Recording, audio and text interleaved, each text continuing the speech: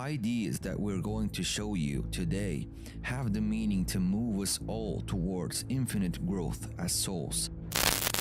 Jesus said, "Whoever discovers the interpretation of these sayings will not taste death."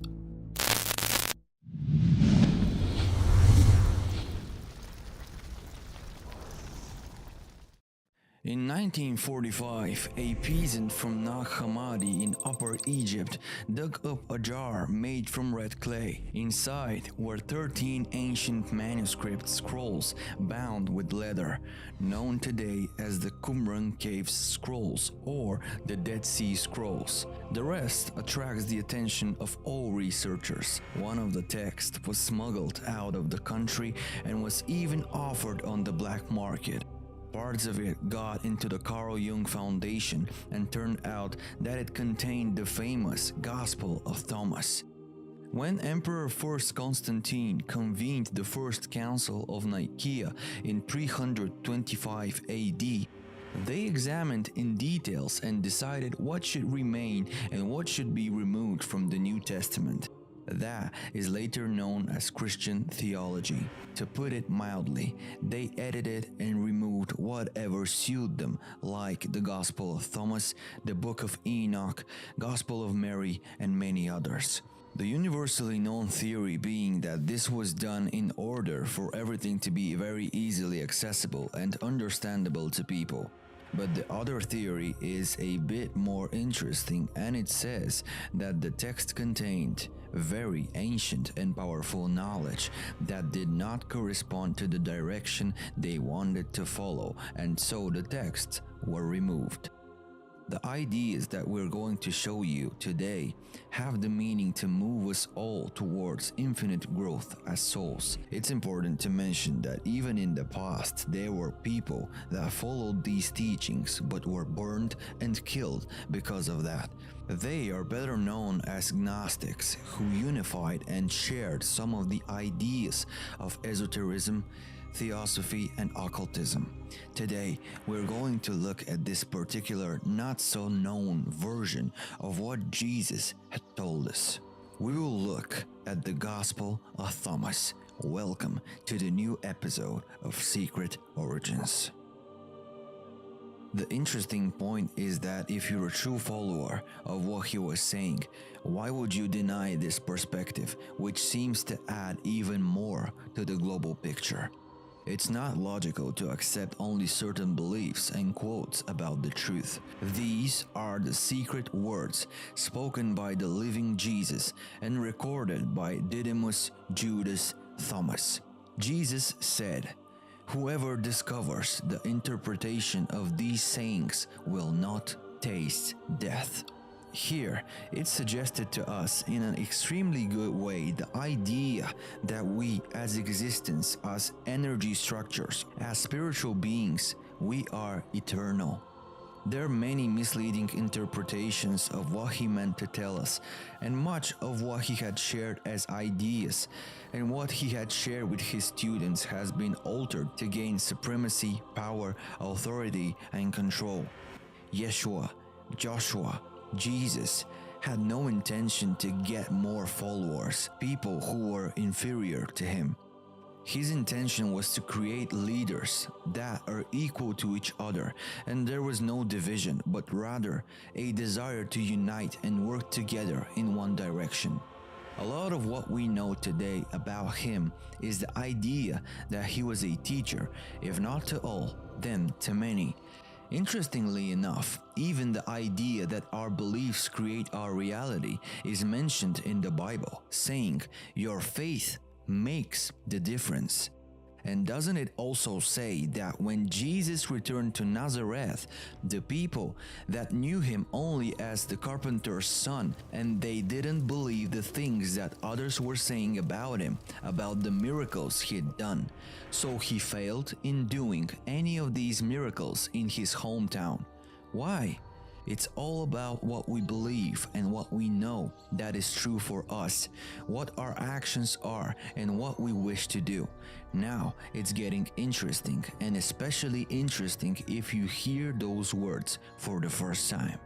Jesus said, If those who lead you say to you, 'See, the kingdom is in the sky,' then the birds of the sky will precede you. If they say to you, 'It is in the sea,' then the fish will precede you. Rather, the kingdom is inside of you, and it is outside of you. When you come to know yourselves, then you will become known, and you will realize that it is who you are, the sons of the living Father. But if you will not know yourselves, you dwell in poverty, and it is you who are the poverty." What are we being told here? That there are no inferiors and superiors. That if we dive deep in search of the kingdom, there will be always levels, and there will be always something more than this or something less. For the true kingdom, what he actually meant was true power that is within us, and it has always been there. We keep looking for it on the outside again and again, only to realize that it is within us. Socrates, for example, told us that sometimes to study, to learn, is just to remember. So the old saying is very true, the one that says, "Everything new is a well-forgotten old." Why? Because everything already exists here and now. Everything is already available as information.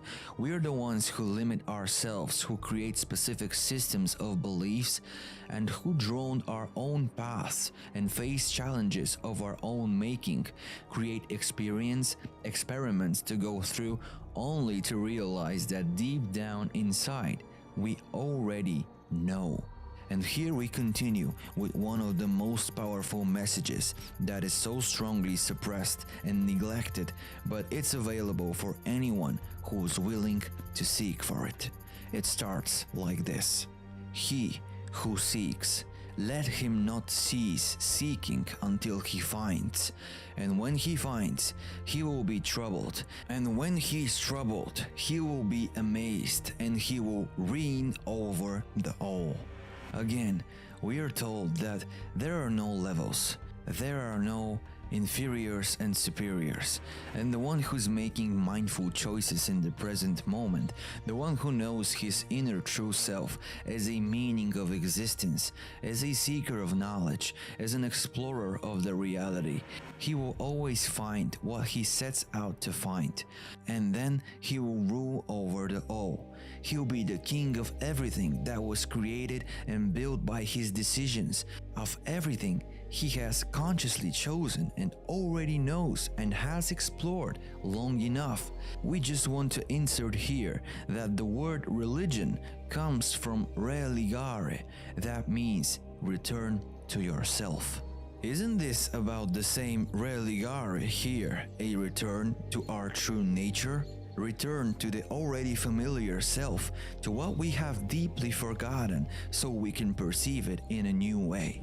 The idea is, be this way, be like me, be this way, I am the example for you, I am the way in all its substance, be like me, I'm not above you, be like me, lead with me, walk with me, I am the way, look at me, I am doing it, I already exist and I live that way. The disciples said to Jesus, "Tell us what our end will be." Jesus said, "Have you then deciphered the beginning, that you ask about the end? For where the beginning is, there shall be the end. Blessed is the man who reaches the beginning. He will know the end and will not taste death." The interpretation here, the present. Everything is here and now. The past and the future are an illusion of reality. There is a past as an experience, as a feeling, as an emotion, as memory, as recollection, as nostalgia, as pain even, but not as an existing experience, as something that is real to ourselves in the moment. His disciples said to him, "Show us the place where you are, since it is necessary for us to seek it." He said to them, "Whoever has ears, let him hear. There is light within a man of light, and he lights up the whole world." It already exists. We don't have to look for it somewhere outside, only to finally understand that it exists within us, and we are the regulators. We're the ones who decide how much light to allow, how much kindness to allow, how pure our hearts shall be at that moment to a given person in a given situation. Notice that there is light within a man of light. Where are we coming from then? Jesus said, "If they say to you, 'Where are you from?'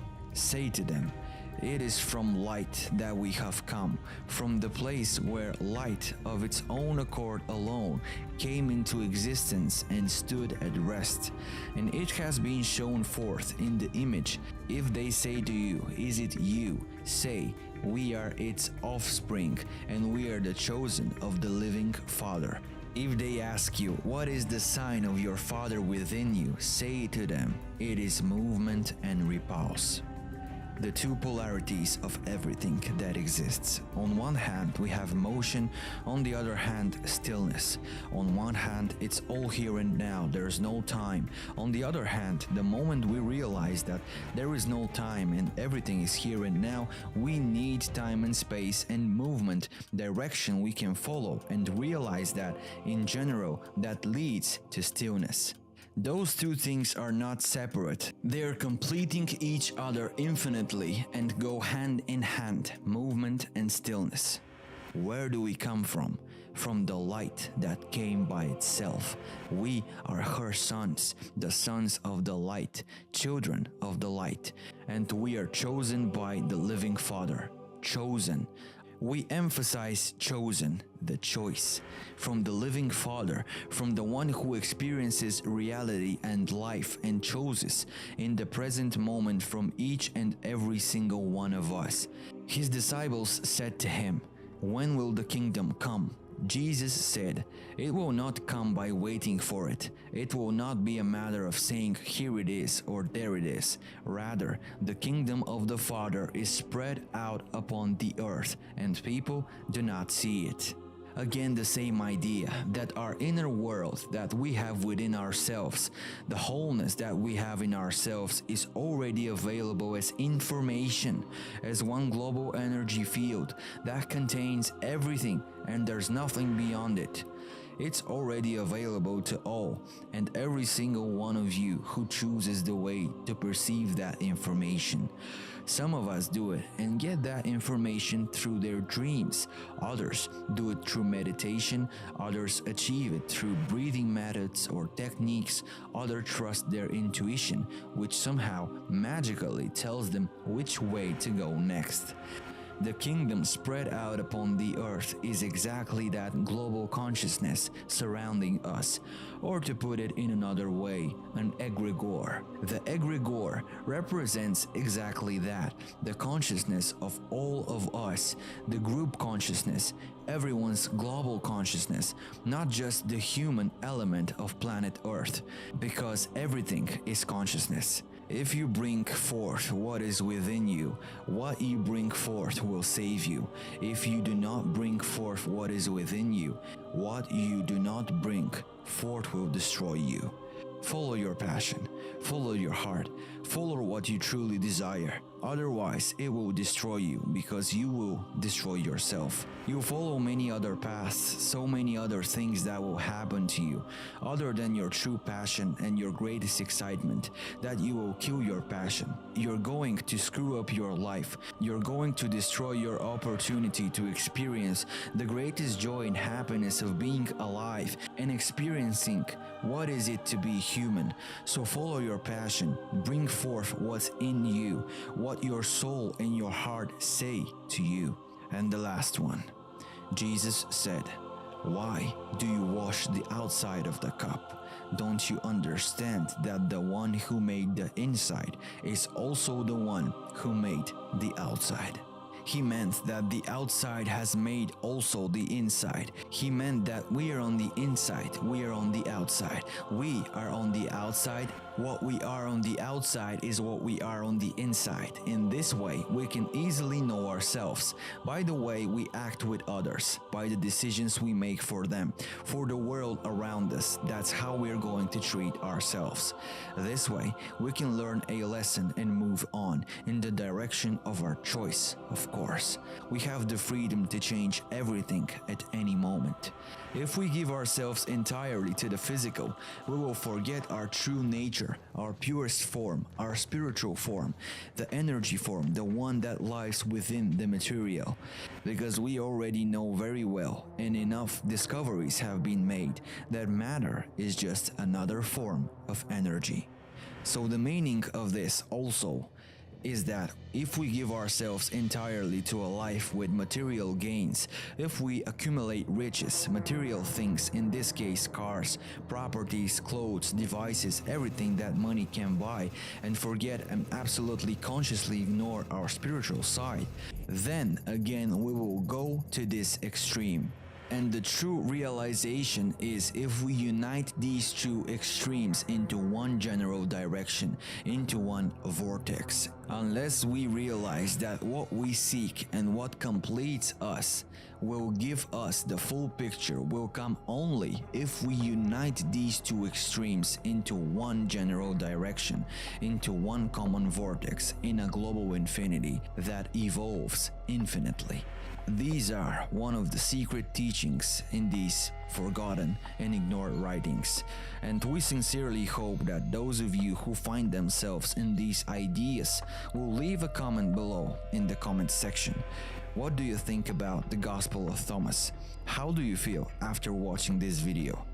The interpretations will be not thousands but millions, because each and every single one of us is unique and has the every right to understand any text, any person, any idea in whatever way he finds best. And nobody can tell him how to perceive a specific idea and how he will understand the meaning of life for himself, because each one of us is life itself.